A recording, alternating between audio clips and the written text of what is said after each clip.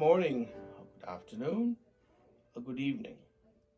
Um, I'm here to give you a moment or two for reflection for our St. Mel moment that we have here regularly. I thought today I would sort of shift a little bit of the general tenor of the magic moments. I'm saying moments of St. Mel. They are magical, and do a little bit of catechesis. But this is something very important that we all either misunderstand or use wrongly. Today is the feast of St. Thomas More and Bishop Fisher. For those of you who don't know who they were executed by King Henry VIII during the time of the beginning of the English Reformation. And yes, we've seen movies about Henry VIII and the whole stories of Anne Boleyn, etc. But there is something important that came out of it, and that is when Henry VIII couldn't get what he wanted from the Pope, that is a divorce from his first wife to marry Anne Boleyn, he severed all ties to Rome and declared himself the head of the Church of England. And because there was some opposition to it, he made it a capital offense if people did not accept it. They wrote up an act from Parliament. It's called the Act of Supremacy. And everyone had to sign that, particularly those in the government of all levels. There are some who did not, but two people stand out. And one is Bishop Fisher, and the other is St. Thomas More. Bishop Fisher was the only bishop among the English bishops who refused to sign it. All the others capitulated and gave in for whatever reasons. God knows those reasons. But Fisher was the one who refused to do it.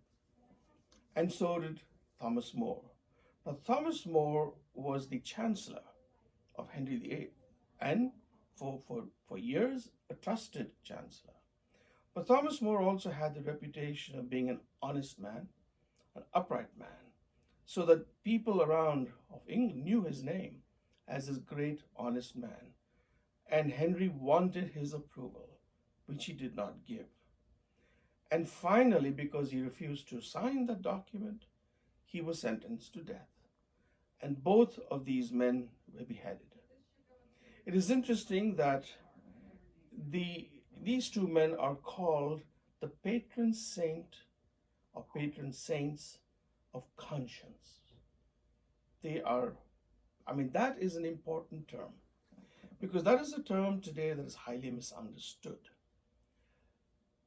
Often when people say, my conscience says this is done or this is okay, I do it because my conscience says it's all right. What they really mean is that it is my opinion that it is all right. Because conscience and opinion are two totally different things. Opinion comes out of a collective knowledge of experience, putting two and two together and making it a conclusion in your mind that is really comes from your mind. You come to a conclusion, therefore you have an opinion. Conscience, on the other hand, comes from the depths of one's spirituality. In other words, the conscience comes out of that deep and profound relationship with God, that deep prayer life, the conviction that comes through the Holy Spirit. That is conscience. I say it's important today for us to make this difference because this word is bandied about a lot today.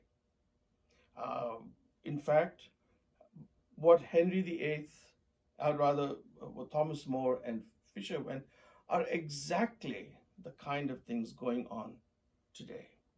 There were many people who told both of them during the trials because they didn't want them to die. Friends of theirs, so-called friends, why don't you think in your mind that it is wrong, but sign it anyway, because it's good for England. Sign it. And Thomas More is known to have said, if statesmen or politicians forsake their consciences in what they do, they will lead the country down path to perdition, a sure path to perdition. And these people stood up to what they believed and paid the price for it.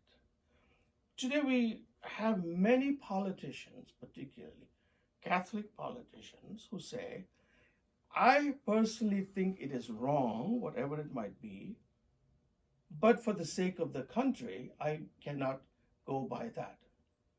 And that is problematic because we elect a whole person, not a schizophrenic person. We elect a whole person. Now, if a Catholic politician said, say, take an example of abortion or anything else, if they really believed in it and said, this is my conscience says it is fine, then there's no argument, absolutely no argument. But it's when they say my conscience says it's fine, but I'm going to do something else because it is good for the state rather than what I really believe, that is problematic. So today, the saints that we celebrate today are a reminder to us of the importance of conscience, not opinion, conscience. When Pope Benedict XVI visited England, they met, one of the meetings was in that very same room in Westminster where that trial took place 600 years ago, 500 years ago. And in fact, in the middle of the room, there's a spot on the floor marked with a tile there. That's where Thomas More stood during the trial.